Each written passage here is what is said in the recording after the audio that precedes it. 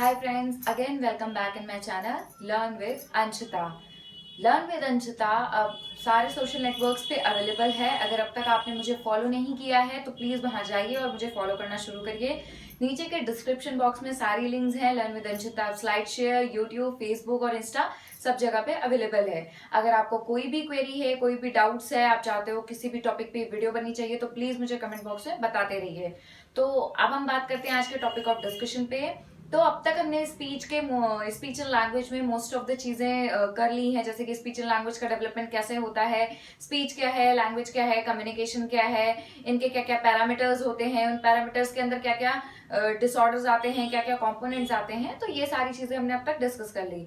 तो आज हम डिस्कस करेंगे about the speech and language evaluation.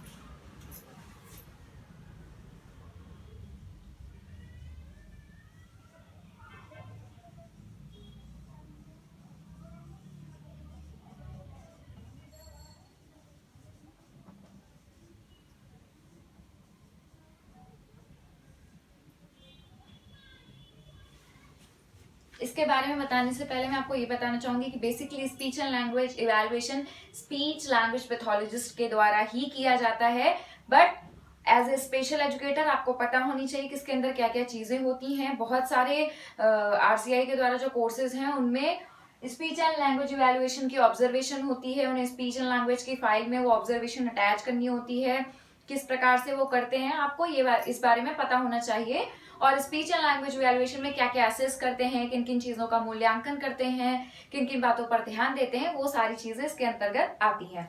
तो जब हम बात करते हैं स्पीच एंड लैंग्वेज इवैल्यूएशन की, तो कई बार ऐसा होता है कि पेशेंट सिर्फ और सिर्फ आपके पास स्पीच एंड लैंग्वेज इवैल्यूएशन करना आता है। कई बार होता है आप जिस संस्था का हिस्सा है उसमें सारे असेसमेंट हो रहे हैं तो स्पीच एंड लैंग्वेज इवैल्यूएशन उसका हिस्सा आता है। तो हम बात करते हैं स्पीच एंड लैंग्वेज इवैल्यूएशन किस प्रकार करते हैं। तो सबसे पहले इसमें जो सेक्शन आता है वो आता है डेमोग्राफिक डिटेल्स का, जो किसी भी असेसमेंट को करने से पहले हम फिल करते हैं। इसके अंतर्गत क्या क्या आती हैं चीजें,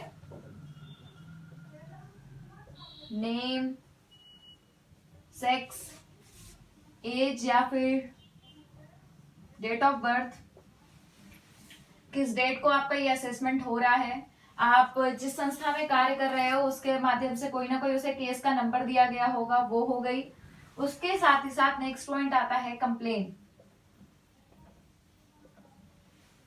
अगर याद हो तो मैंने आपको बताया था कंप्लेंट वह होती है जो माता पिता या फिर वो पेशेंट स्वयं बता रहे कि मुझे ये समस्या हो रही है। केस हिस्ट्री में ऑलरेडी मैं इसके बारे में डिस्कस कर चुकी हूँ।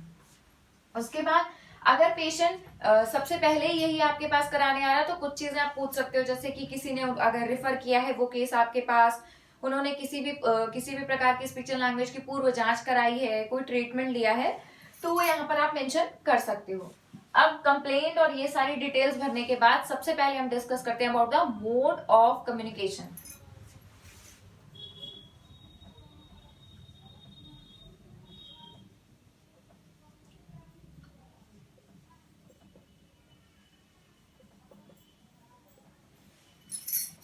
मोड ऑफ कम्युनिकेशन का तात्पर्य है कि जो बच्चा आपके पास आया है या जो एडल्ट आपके पास आया है वो किस माध्यम से आपसे संप्रेषण कर रहा है, अपने विचारों का आदान प्रदान कर रहा है। वो वर्बल भी हो सकता है, नॉन वर्बल भी हो सकता है, दोनों हो सकता है। तो इसमें जो ऑप्शन होगा आप उस पर टिक कर दोगे, वर्बल, नॉन वर्बल और बोथ, जो भी है वो आप इसमें टिक कर दोगे। तो अब अगेन मोड ऑफ कम्युनिकेशन में ही हम आगे बढ़ते हैं about the speech and language assessment, जिसमें आएगा रिसेप्शन एंड एक्सप्रेशन। ध्यान देंगे रिसेप्शन का तात्पर्य होता है अभिव्यक्ति या अभिग्रहण, अर्थात हम जो भी चीजों को किस प्रकार से समझ रहे हैं, ग्रहण कर रहे हैं, वो रिसेप्टिव लैंग्वेज होती है। और किस प्रकार से व्यक्त कर रहे हैं वो होता है हमारा एक्सप्रेसिव लैंग्वेज। तो जैसे कि मैंने यहाँ बताया verbal and non verbal section है, तो इसके अंदर भी इसके सब कंपोनेंट्स होते हैं। जैसे कि जब हम बात करते हैं वर्बल की, तो अगर वर्बल मोड ऑफ कम्युनिकेशन है तो इसको दो सेक्शंस में बांटा जाएगा। सबसे पहला हो गया रिसेप्शन और दूसरा हो गया एक्सप्रेशन।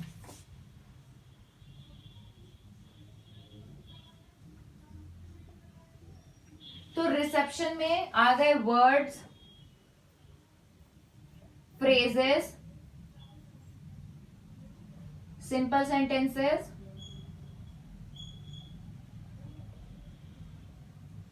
और कॉम्प्लेक्स सेंटेंसेस।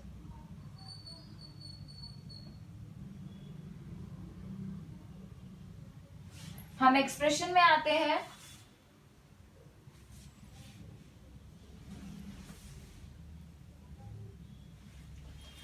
वोकलाइजेशन अर्थात आवाजें निकाल रहा है कि नहीं। Again words, phrases, simple sentences and complex sentences.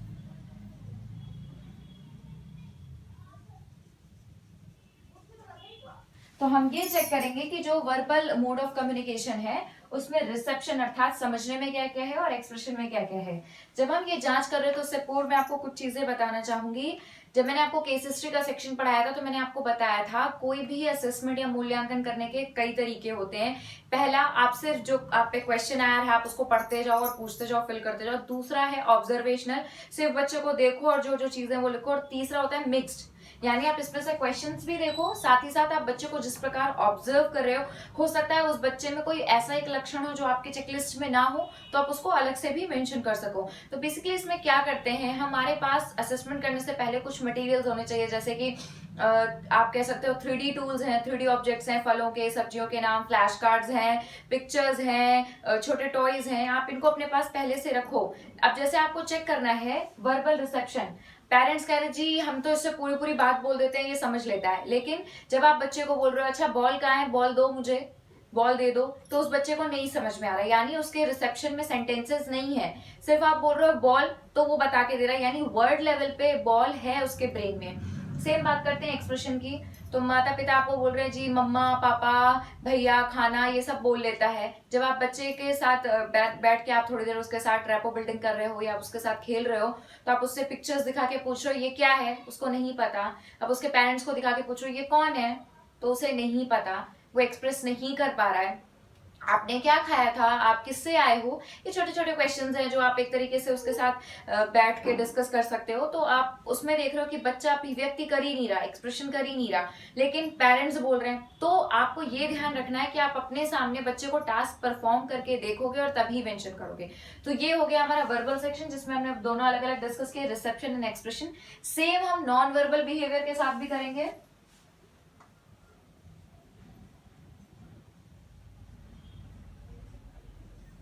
तो नॉन वर्बल के रिसेप्शन में आ गया जेस्चर्स, फेशियल एक्सप्रेशन,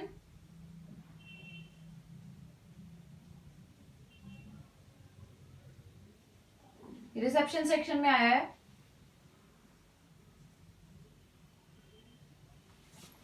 और एक्सप्रेशन में क्या क्या आ सकता है, जेस्चर्स, फेशियल एक्सप्रेशन,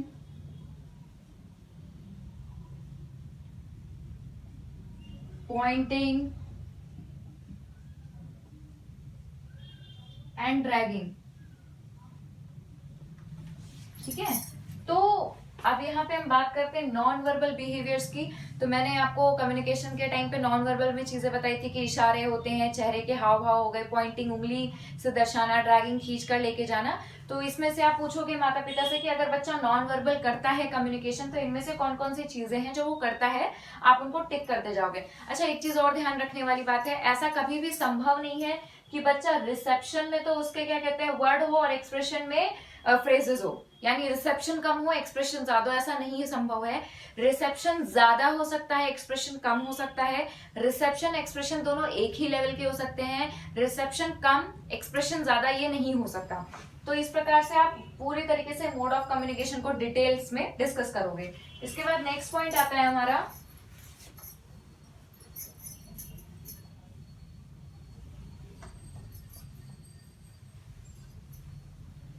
कुछ लोग नेक्स्ट सेक्शन देते हैं रीडिंग एंड राइटिंग स्किल्स को।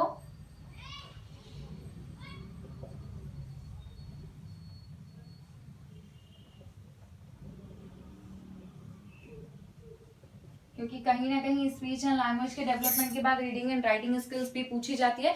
तो इसमें आप ये देख सकते हो, जैसे हम पूछ सकते हैं कि आप अपने सामने टास्क करवा सकते हो कि बच्चे की ग्रास्पिंग कैसी है, पिंसर ग्रास्पिंग है कि पामर ग्रास्पिंग है कि ट्रिपॉइड है, इन तीनों में से किस प्रकार की ग्रास्प है। उसके साथ ही साथ बच्चा कॉपी कर पा रहा है कि नहीं, बच्चा मैच कर पा रहा है कि नहीं, क्या क्या लिख पाता है कि नहीं। अगर इस तरीके की चीजें तो आप इस सेक्शन में मेंशन कर सकते हो रीडिंग एंड राइटिंग स्किल्स में। अब इसके बाद हमारा नेक्स्ट आता है सेक्शन, हम जिसमें डिस्कस करेंगे अबाउट द डेवलपमेंटल हिस्ट्री।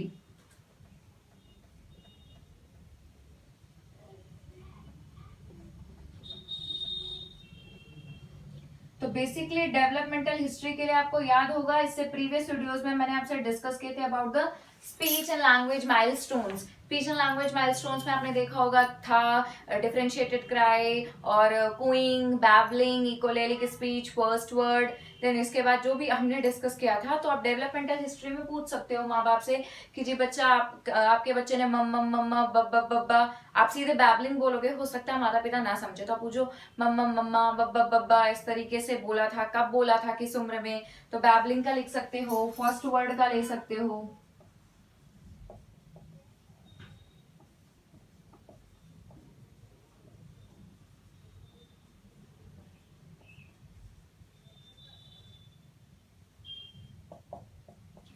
आपके बच्चे ने पहला शब्द कैसे बोला, तो बोले जी हमारा बच्चा तो 6 महीने से ही मम्मा पापा करने लगे। नहीं, वो बैबलिंग स्टेज होती है।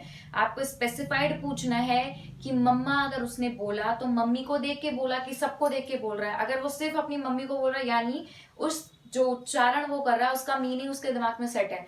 अर्थहीन को हम शब्द नहीं बोलते। सेम उसी प्रोसीजर में पहला वाक्य कि मम्मी मुझे खाना दे दो कब बोला, तो इस तरीके से लिख सकते हो। जो चीज अवेलेबल है वो लिख दो कि इस एज में आया, से नेक्स्ट बाकी डैश कर सकते हो, आप छोड़ सकते हो, कोई इशू नहीं है।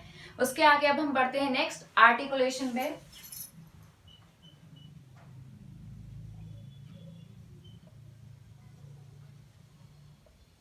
आर्टिकुलेशन के लिए ज्यादातर हम जिसको अप्लाई करते हैं वो होता है, जो टेस्ट करते हैं वो होता है पिक्चर आर्टिकुलेशन टेस्ट या फोटो आर्टिकुलेशन टेस्ट। बेसिकली इसमें क्या होता है, हमारे जितने भी वॉवेल्स और कॉन्सोनेंट्स हैं उनका इनिशियल, मीडियल और फाइनल लेवल पे पिक्चर चिपका होता है। जैसे मैं एक साउंड लेती हूँ क, तो का इनिशियल से हो गया कप,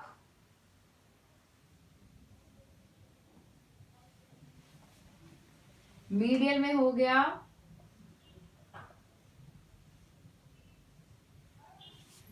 बकरी, और फाइनल में हो गया नाक। आप इसमें देखोगे का साउंड इनिशियल, मीडियल, प्रारंभिक, मध्य और अंतिम अवस्था में है, तो इनके हम पिक्चर्स लगा देते हैं और बच्चे के सामने वो पिक्चर रख देते हैं। अगर बच्चा उस चित्र को पहचानता है तो वो तुरंत प्रोनाउंस करेगा वो क्या है। और अगर आपको लगता है वो उच्चारण सही नहीं कर रहा, तो आपको याद होगा आर्टिकुलेशन डिसऑर्डर के टाइम मैंने आपको बताया था जो जो अवस्थाएं होती हैं, सब्स्टिट्यूशन, ओमिशन, डिस्टॉर्शन और एडिशन। तो उसमें से बच्चा जो भी कर रहा है आप लिख सकते हो कि वो सपोज कब की जगह बच्चे ने उच्चारण किया तब, तो आप देखोगे यहाँ पे सब्स्टिट्यूशन हो रहा है। का की जगह उसने क्या बोला, ता बोला, वो की सब्स्टिट्यूशन कर रहा है। तो ये इस तरीके का आप असेसमेंट कर सकते हो और आप इस तरीके की जानकारी इसमें लिख सकते हो कि इस प्रकार की आर्टिकुलेशन की समस्या आ रही है। एक चीज और ध्यान रखनी है, अगर बच्चे ने कप की जगह कट बोला है, दूसरा, पहली स्थिति ये हो गई, दूसरी स्थिति हो गई कट, तो आपको ये ध्यान देना है कि आपको सिर्फ का से मतलब है। आप का को चेक कर रहे हो तो आपको सिर्फ का से मतलब है। सेकंड, उसने गलत भी बोला है तो उससे कोई प्रॉब्लम नहीं होती। क्यों? क्योंकि आप का को ऑलरेडी चेक कर चुके हो या दोबारा चेक करोगे। ठीक है, हर एक साउंड को अपनी अपनी पोजीशन मिली है। यहाँ पे आप जिस साउंड पे पर्टिकुलर पे फोकस करो, आप उसी को देखोगे। तो अगर कप की जगह बच्चे ने कट किया तो का सही बोला उसने। ठीक है, तो इस प्रकार से जितने भी आपके वोवेल्स हैं, जितने भी कॉन्सोनेंट्स हैं, आप उनको चेक कर सकते हो उन पिक्चर्स के माध्यम में। संभवतः ऐसे कुछ ऐसी भी चीजें हैं जिनके पिक्चर्स अवेलेबल नहीं है या जिनको बच्चा समझता नहीं है, तो उसके लिए आप दूसरा प्रोसीजर करते हो जिसे बोलते हैं से आफ्टर मी, अर्थात मेरे बाद बोलो। उदाहरण के तौर पे कई बार बच्चा झुंझुना नहीं पहचान रहा, तो आप बोलो झुनझुना। तो बच्चा अगर आपको सुन के सही उच्चारण करता है तो आप उस पर करेक्ट करते। तो कहीं ना कहीं इस प्रकार से आर्टिकुलेशन के अंतर्गत आप क्या क्या चीजें चेक करते हो, vowels, consonants and third blends. मैंने आपको पढ़ाया था आर्टिकुलेशन में कि ब्लेंड्स क्या होते हैं, संयुक्ताक्षर, दो व्यंजन आपस में जब जुड़ के कुछ बनाते हैं तो उसे ब्लेंड्स कहते हैं। ठीक है, तो ये तीनों चीजें आप इस पैट पिक्चर आर्टिकुलेशन टेस्ट के माध्यम से चेक कर सकते हो या फोटो आर्टिकुलेशन टेस्ट के माध्यम से चेक कर सकते हो। तो जैसा कई बार होता है कि बच्चे में इतनी वोकैबुलरी ही नहीं है, उसका इतना उच्चारण ही नहीं है, तो आप सिर्फ छोटी छोटी वस्तुओं के नाम उच्चारित करवा के या माँ बाप से जानकारी लेके लिख सकते हो कि इतने वॉवल्स उच्चारित करता है, इतने कॉन्सोनेंट्स, ज्यादातर ब्लेंड्स आते ही नहीं है। लेकिन अगर बच्चे की वोकैबुलरी है 10-20 शब्दों की है या उससे ज्यादा है, तब आप ऐड कर सकते हो। नेक्स्ट आर्टिकुलेशन के बाद हमारा सेक्शन आता है वॉइस का।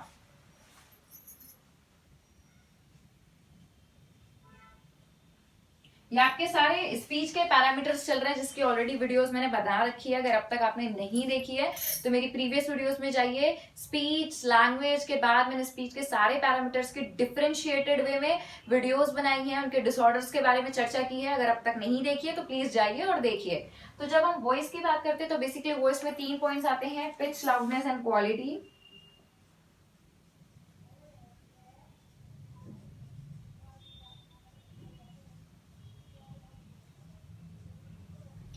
जितने भी स्पीच लैंग्वेज पैथोलॉजिस्ट हैं वो डिफरेंट डिफरेंट सॉफ्टवेयर्स के माध्यम से पिच, लाउडनेस एंड क्वालिटी को जज करते हैं। बट इनफॉर्मली तरीके से अगर आपको करनी हो तो आपको जितने भी मैंने पिच, लाउडनेस, क्वालिटी के डिसऑर्डर्स पढ़ाए थे उसमें से आप देख सकते हो कि कहीं उसका पिच में मोनो पिच तो नहीं है, वेरिएशंस आ रहे हैं कि नहीं, अटक अटक के पिच का ब्रेक हो रहा है, लाउडनेस में बहुत सॉफ्ट या बहुत लाउड तो नहीं है, क्वालिटी में ब्रीदी तो नहीं है, हार्श तो नहीं है, नेजलाइज तो नहीं है। तो ये आपको परसेप्चुअली चेक करना है और आप यहाँ पे मेंशन कर सकते हो। अगर आपको लगता है कि उसकी वॉइस सामान्य है तो आप वहां पे नॉर्मल लिख सकते हो या डैश दे सकते हो कि उसकी सामान्य है, उसमें किसी भी प्रकार की कोई समस्या नहीं है।